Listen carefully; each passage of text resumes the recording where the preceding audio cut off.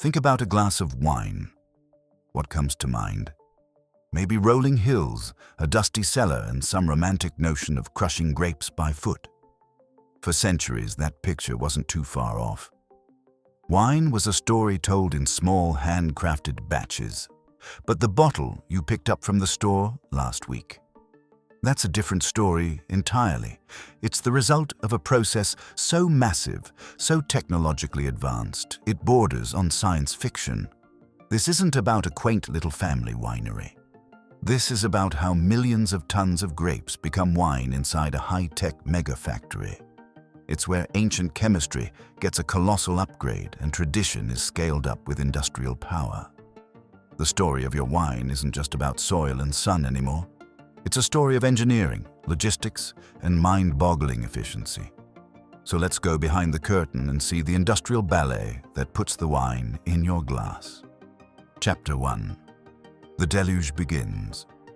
Harvesting and arrival.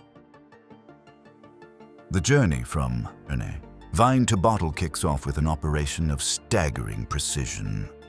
As harvest season hits its peak, the landscape roars to life, not with quiet pickers, but with the sound of engines. Mechanical harvesters, looking like they belong in a Transformers movie, straddle the vine rows. Inside, fiberglass rods vibrate at just the right frequency, shaking the vines with a firm but gentle force. Ripe berries pop right off their stems and onto a conveyor, which funnels them into huge onboard hoppers. One of these machines can do the work of 100 people, clearing acres in just a few hours, often in the cool of the night. Night harvesting is a brilliant strategy now used on a massive scale.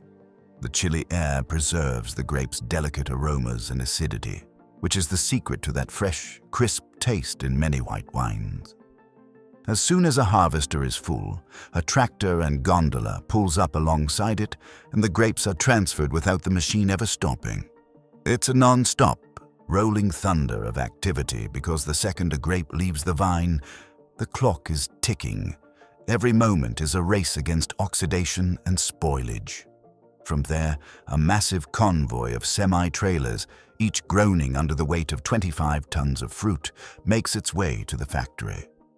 At the winery, every truck is weighed. That number is everything.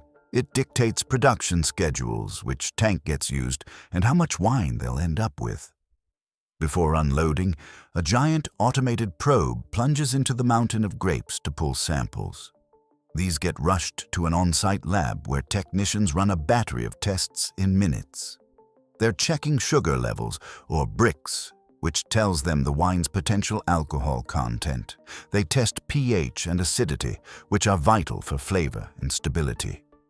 If a truckload doesn't hit the exact specs for a certain wine, it gets downgraded to a cheaper label or, in some cases, turned away entirely.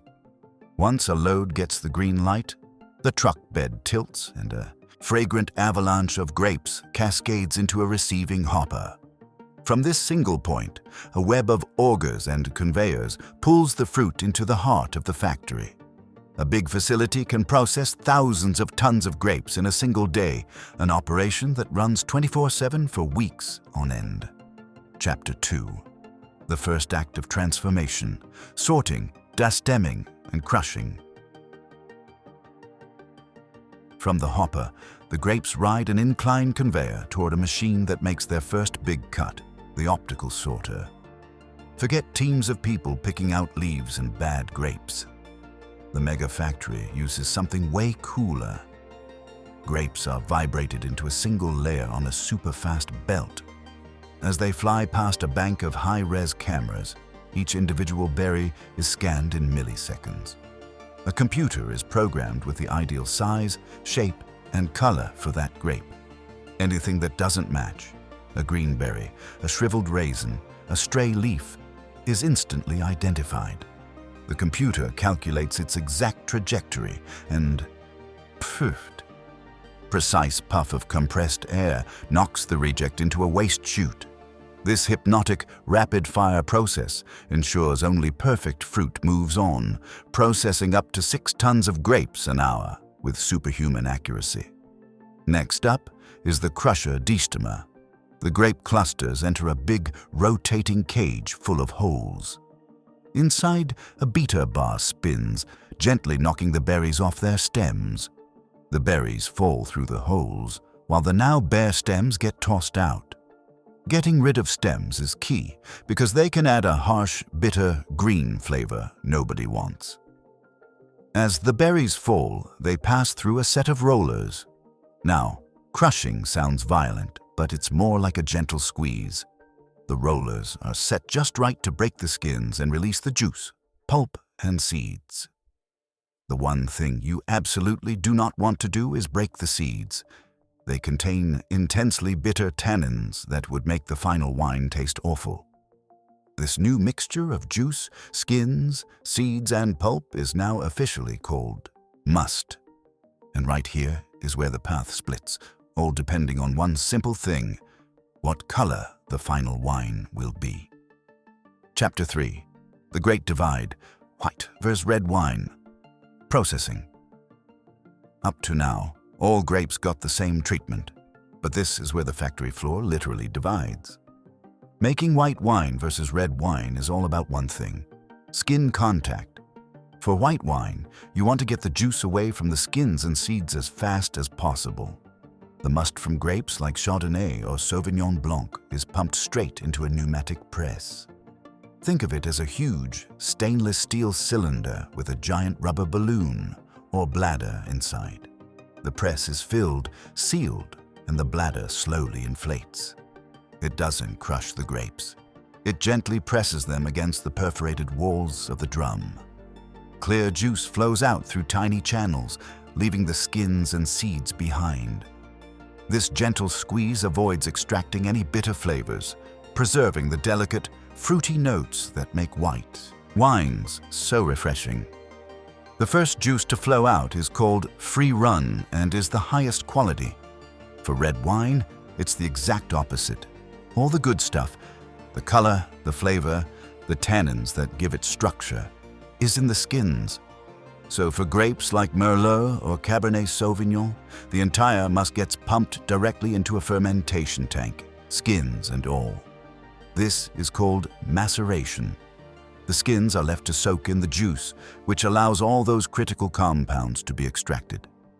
Anthocyanins in the skins give the wine its red color, while tannins provide structure and the ability to age. So, that's the fundamental difference. Press before fermentation for whites, and ferment with the skins for reds. This one decision sends the two wines on completely different journeys. Chapter 4. The Heart of the Matter: Fermentation, the Alchemical Transformation. Now for the real magic. Whether it's clear juice for a white or murky purple, must for a red, it all heads to the tank farm. We're talking rows of colossal stainless steel tanks, some holding hundreds of thousands of gallons.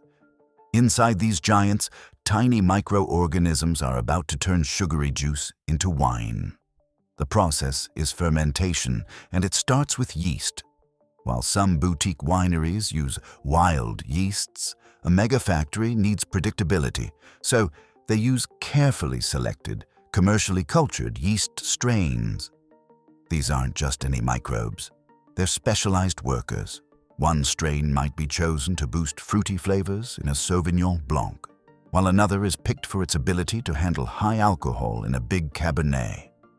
The yeast gets to work, eating the natural sugars in the juice and producing two main things: alcohol and carbon dioxide. The alcohol is, the point. And the CO2 is what makes the tank a bubbling, frothing, living thing. But the most critical factor here is temperature, and it's controlled with absolute precision.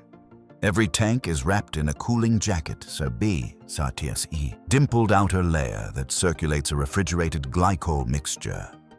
Probes inside the tank feed constant data to a computer, which can adjust the temperature by fractions of a degree. This control is everything. White wines are fermented cool, around 45 to 60 degrees Fahrenheit, to preserve those delicate floral and citrus aromas. If it gets too warm, those aromas would just boil off. Red wines are fermented much warmer, usually between 70 and 85 degrees. The heat helps extract color and tannins from the skins. During red wine fermentation, something interesting happens. The CO2 bubbles push the skins and seeds to the surface, forming a thick layer called the cap. If you just leave it there, the juice below won't get any of that skin contact. So, winemakers have to perform cap management. The first method is the pump over. Juice from the bottom of the tank is pumped up and sprayed over the cap to break it up. The second is the punch down, where a big mechanical piston literally pushes the cap down into the juice. The winemaker chooses a strategy based on the grape and the style they're aiming for. After the main fermentation, many reds and some whites like Chardonnay go through a second transformation, malolactic fermentation. This isn't done by yeast, but by a bacteria called Oinococcus oenii. It eats the sharp, green apple-tasting malic acid in the wine and converts it to a softer, creamier lactic acid. This is what gives some Chardonnays that round, buttery mouthfeel. Through this carefully controlled chemical ballet, the must is slowly transformed. The sugar vanishes, the alcohol appears, and raw grapes become complex, living wine. Chapter 5. The period of quiet, aging, and maturation. After all that bubbling and frothing, the wine enters a quiet phase, aging or élevage. This is where the young wine mellows out, develops complexity, and all its flavors come together. The choice of what to age it in is one of the biggest decisions a winemaker makes. For crisp, fruity wines meant to be drunk young, the journey often ends right where it began, in a giant stainless steel tank. Steel is totally neutral and doesn't let any oxygen in, so it preserves the pure, vibrant fruit flavors of the grape. But for bigger reds and premium Chardonnays, the destination is the barrel room. Here, thousands of oak barrels are stacked in huge, climate-controlled warehouses. Oak isn't just a container, it's an ingredient. The wood is slightly porous, allowing tiny amounts of oxygen to seep in over time. This micro-oxygenation softens the harsh tannins in a young red, making it feel silkier and smoother. The oak itself also adds flavor. American oak tends to give bold notes of vanilla and coconut. French oak is more subtle, adding hints of baking spice like clove and cinnamon. Barrels are also toasted with fire on the inside, which can add notes of caramel, coffee, or smoke. But barrels are expensive. To balance cost and quality, mega factories also use a process called micro-oxygenation, or MOX, in big steel tanks. A special device releases a tiny, precisely controlled stream of oxygen bubbles into the wine, mimicking the effect of a barrel on a massive scale. This is often combined with oak alternatives, like oak staves or chips, which are added directly to the tank to get that toasty flavor without the barrel. A third option is the concrete egg. These large egg-shaped tanks are a cool middle ground. They're slightly porous like oak, allowing the wine to breathe and soften, but they don't add any flavor like steel.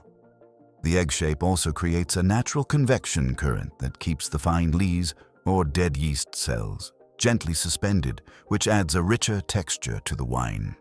Whether it's for a few months or a few years, this quiet time is when the wine finds itself becoming a balanced, harmonious whole. Chapter 6. The final polish, clarification, filtration, and blending. After aging, the wine is almost ready, but it's still cloudy with tiny particles. The next step is getting it crystal clear.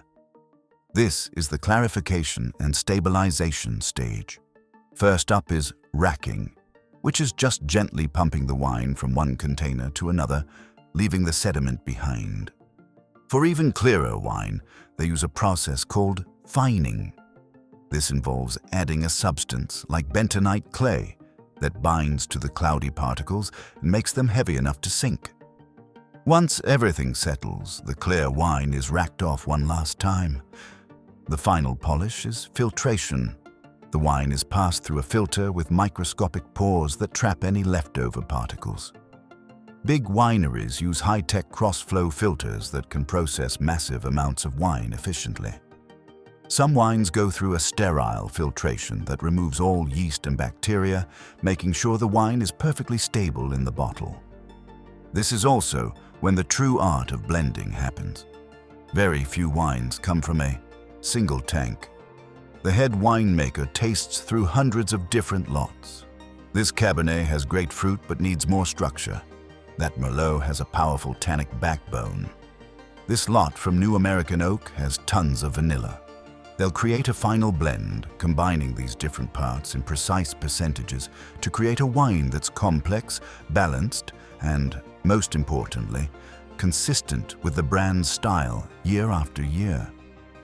This final blend is then assembled in one last massive tank, ready for its final destination.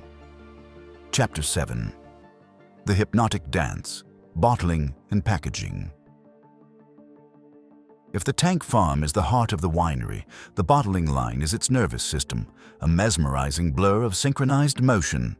This is where the finished wine is put into its glass home at a mind-blowing speed. It starts with a sea of empty bottles getting loaded onto a conveyor. First, they hit the rinser, where they're inverted and blasted with sterile water or air to remove any dust. Then it's on to the filler. To protect the wine from oxygen, a puff of inert gas like nitrogen is shot into the bottle to push the air out. The filler nozzles then dispense a precise amount of wine, with lasers monitoring the fill level of every single bottle. Instantly, the bottles move to the corker or capper. A cork is compressed and inserted with incredible force, or a screw cap is perfectly threaded to create an airtight seal. These lines can fill and seal thousands of bottles an hour. Next, high-speed labelers apply the front and back labels with perfect alignment. Then, another machine adds the foil capsule over the neck and heat shrinks it for a snug fit. Quality control sensors are everywhere. If a bottle is underfilled, has a crooked label or a bad seal, a pneumatic arm automatically pushes it off the line. Finally, robotic arms pack the finished bottles into cases, which are sealed, labeled, and stacked onto pallets. The whole process, from empty bottle to a case ready to ship, can take less than a minute. Those pallets of wine are moved to a vast, climate-controlled warehouse, a library of finished bottles waiting to be shipped all over the world. Even here, technology tracks every single pallet, ensuring orders are filled with perfect accuracy. So the next time you're in the wine aisle, take a second. Think about the incredible, unseen journey that brought that bottle to you. Think of the roaring harvesters, the laser-guided sorters, and the colossal tanks where trillions of yeast cells did their work. Remember the quiet barrel rooms and the lightning-fast, hypnotic dance of the bottling line.